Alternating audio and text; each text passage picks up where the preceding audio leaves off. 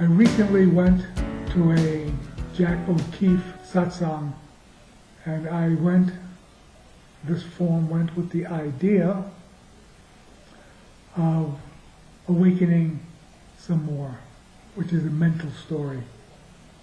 And what happened was something unexpected and a reminder. Jack's vocabulary is a little different than mine. She talks about everything as God, and I use the words, what is. The label doesn't matter, generally speaking. The importance of where you are looking from indicates what you're going to see. The individual body-mind, or from a quiet space, awakened awareness. And she is very much about embodied awareness, not ignoring the body, seeing what the body has to say, and recognizing where the form is blocked, either intellectually or emotionally, in different areas of its bodies and in its being. And she creates in her workshop a space of consciousness wherein this can be explored. And so I went ahead, threw in a few things about recognizing ambiguity in the form, where you have competing ideas, competing beliefs, competing desires. And the ones I talked about were the desire to awaken, which is usually loud and overt, and then there's the hidden voice that says, I don't want to awaken. I'm not ready to awaken. But it's quiet, it's covert, and it's secret. It's hiding. And as I was talking about these kinds of dichotomies that the mind creates, Jack was of the opinion that I seem to be tuned in from the neck up, conceptually speaking. And I said that might be. And in the course of our back and forth, something unusual happened to me. There was a sense of dread that arose, and emotional convulsions in the body began to occur, and a hot flash of fear and grief and sorrow and emotional pain just welled up. And it was all I could do to contain it, to hold it in. And it was like, on the outside my body was just shaking, and my eyes were welling up with tears. But internally what was going on is like, what the hell's going on? What is this? But the energetic, the bodily energy of it all was quite compelling. And I was just unable to utter any words, or unwilling to utter any words as to what was happening in here. And from what I could hear from the outside was a recognition that, from Jack's perspective, I had a blockage going on here, and it would be of interest to find out what were the beliefs and assumptions underneath this emotional thing that were playing out. And it was indicating that there was some deep attachment to whatever this fear, whatever this grief was. When I attempted to confront it twice, once in the morning and in the afternoon, mind labeled it a failure because I never was able to utter it. My whole energy, so it seemed at the time, was about compressing and holding my body in tight and just fighting this, whatever this wanted to come out, just keep it down, and keep it down. Just commentary after the fact from people were along the lines of, when you were suffering, you seemed most authentic. And those rare occasions when you try to talk about it, it all seemed rather intellectual and abstract and inauthentic. Well, thank you very much. I left the satsang with this sense of not really understanding what was going on, but also taking the cue from Jack, trying to go beneath and discover the assumptions and beliefs and the ideas and the thoughts and the storyline that was being played out here, so that I could get a sense of what was going on. And that kind of work happened in meditation over the last couple of days since I returned. And here, surprisingly, is what came out. In the moment, at the satsang, not only was this fear and dread that welled up, but these memories of my son when he was hospitalized in UCLA Medical Center with lymphoma. And he basically was dying. And all these memories were dredged up in the sense of frustration and helplessness in the face of this inexorable disease that just never took a rest, just kept on coming, and no matter what we did, it failed. and ultimately my son passed away. Part of me was looking at this and said, but what does that have to do in the present moment?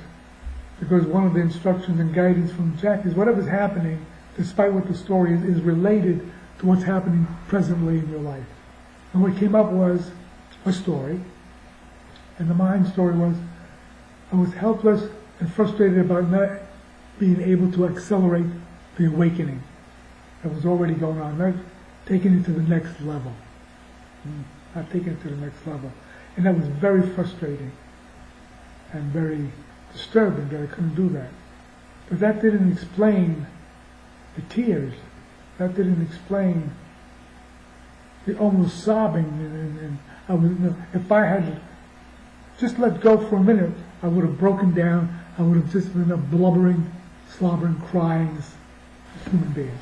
So what was the attachment going on here? Why was that so important, not to let that happen? And as I got underneath it, the attachment to the pain was the attachment of the mind not to lose itself, not to lose the me identity. It didn't want to lose the me identity. And beneath that was the recognition that mind was using its own fear of dissolution and then using the memory of my son to hide behind, to disguise itself. It really did not want to speak and show that it was afraid of itself. The attachment of mind was to its own me identity. And if it came out in satsang, in the light of the group consciousness, it would have been revealed for the fraud, for the phoniness, for the con artist that it is. And the mind did not want to be found out in that kind of a setting. So it held on and compressed all this emotion, all this emotional sorrow, all this drama. And underneath this was recognition that the mind, in a sense, has got no shame. It will use anything to preserve itself, to save itself, even my son's memory. It will hide and use anything not to be annihilated, not to be dissolved, not to be let go. It doesn't want any of that stuff. And that's what awakening seems to be all about, is losing the self. And the self, the mind-created story, doesn't want to get lost. But in the light of illumination, when it comes out in the light of day, what is seen is that what is, awakened awareness, is not asking for any sacrifice. It's not asking for you to give up and be lost, just to be seen and recognized for what it is, a mind-created narrative. And inside all of this, mind tells the story of it does not want to lose its humanity. It doesn't want to lose its identity. It doesn't want to be nothing. It doesn't want to be nobody. This is the fear that festers in the dark. But the light of illumination shows that these are illusions. Just thoughts, just clouds passing in the sky, just rain falling, just contortions happening in the body, bodily sensations. And mind hears this and says, you're being very dismissive. It's nothing, it's nothing, it's nothing. What is awakened awareness operates through the form. And there's a recognition that awareness can see through quiet mind, in which case it's awakened awareness, and it can inform and move through the individual self. It's a parent individual being. But it is not separate. This is not separate from consciousness. Water droplet awareness is not separate from oceanic awareness. It cannot lose itself in the ocean. It can only discover what it did not know. Self does not lose itself in the larger what is. It discovers itself as what is. So, reminder to self as Tony and self as viewer, listen and hear what the mind has to say. Don't buy into it. Create a little space and look underneath. And then underneath that, and underneath that, and underneath, until the light dissipates the illusion.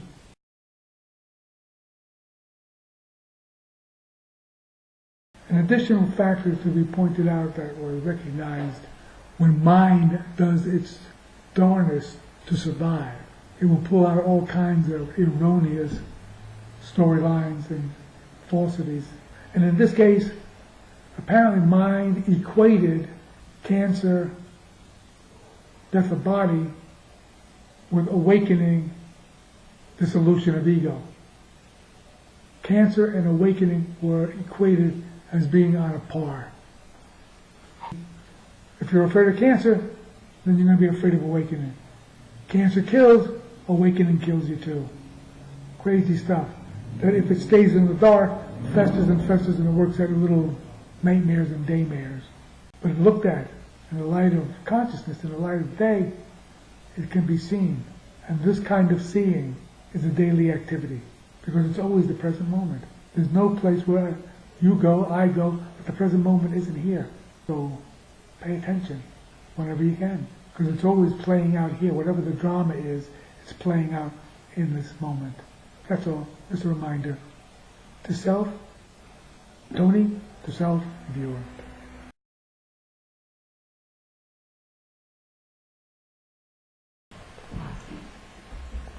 This little addendum goes to something that I need personally. This action figure, this Tony action figure needs to remember and incorporate. And that is that this biological form has its own intelligence, has its own needs, its own desires, and its own ways of communicating. And in this recent awakening, the body-mind short-circuited the brain and came up with all kind of an energetic no. No, I will not go. I will not be ignored. I will choke you up. I will bring tears to your eyes. I will make you sob with loss and grief. Do not let me go. Do not treat me cavalierly. Do not ignore me. Don't lose me. I have value. I count for something. I'm not just this imaginary being. I exist, and I want your acknowledgement that I exist. All of this communication without the mind, just the body viscerally reacting and saying no.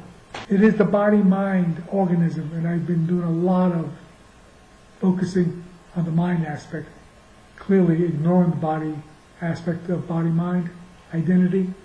And the body has spoken very clearly and very dramatically. Okay, I'm going to be paying attention. So if I'm going to be paying attention, maybe you might want to pay attention as well to your body-mind, even though it's all a story, it's all an appearance in spaciousness and consciousness in the present moment. I am not separate from the present moment. I am not separate from consciousness. I am not separate from awakened awareness. It's all happening now, mentally and heart. It's a whole intense trip sometimes. Enjoy it. Adios.